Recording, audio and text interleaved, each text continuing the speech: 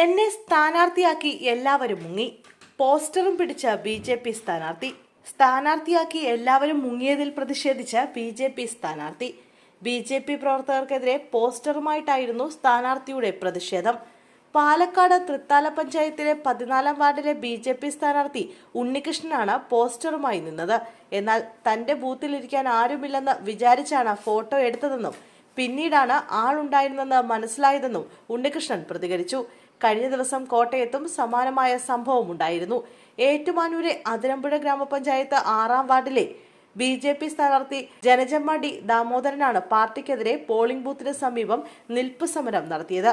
Retired university ജീവനക്കാരിയാണിവർ. 1-ഘട്ട വോട്ടെടുപ്പ് കഴിഞ്ഞ ദിവസം നടന്നപ്പോൾ രാവിലെ വോട്ടർമാരെ കാണുന്നതിനും വോട്ട് അഭ്യർത്ഥിക്കുന്നതിനുമായി ജനജമ്മ ഡി ദാമോദരൻ പോളിംഗ് സ്റ്റേഷനിലെത്തിയപ്പോൾ സ്ഥാനാർത്ഥിയുടെ ബൂത്ത് ഏജന്റോ ബി.ജെ.പി. നേതാക്കളോ പ്രവർത്തകരോ ആരും തന്നെ ഉണ്ടായിരുന്നില്ല. വോട്ടർമാർക്ക് കൊടുക്കാനുള്ള വോട്ടർ സ്ലിപ്പ് പോലും ഉണ്ടായിരുന്നില്ല.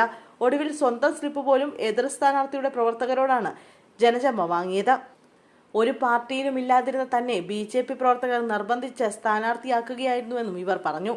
സ്ഥാനാർത്ഥിയാകാമെന്ന് സമ്മതിച്ചപ്പോൾ ആദ്യം ചിലവിനായി 2500 രൂപ തന്നു. കുറച്ച് നോട്ടീസും അടിച്ചു തന്നു.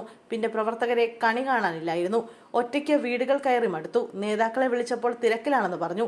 പോളിംഗ് ദിവസം പോലും ആരും എത്താത്തതാണ് ജനജമ്മയെ സങ്കടത്തിലാക്കിയത്. ഇത്തവണ പഞ്ചായത്തിൽ 21 സീറ്റിലും ബി.ജെ.പി. മത്സരിച്ചിരുന്നു. എന്നാൽ പാർട്ടിക്ക് കാര്യമായ സ്വാധീനമില്ലാത്ത വാർഡുകളിൽ ചിലതിലാണ് ഈ അവസ്ഥയെന്ന് ബി.ജെ.പി. പ്രവർത്തകർ പറഞ്ഞു.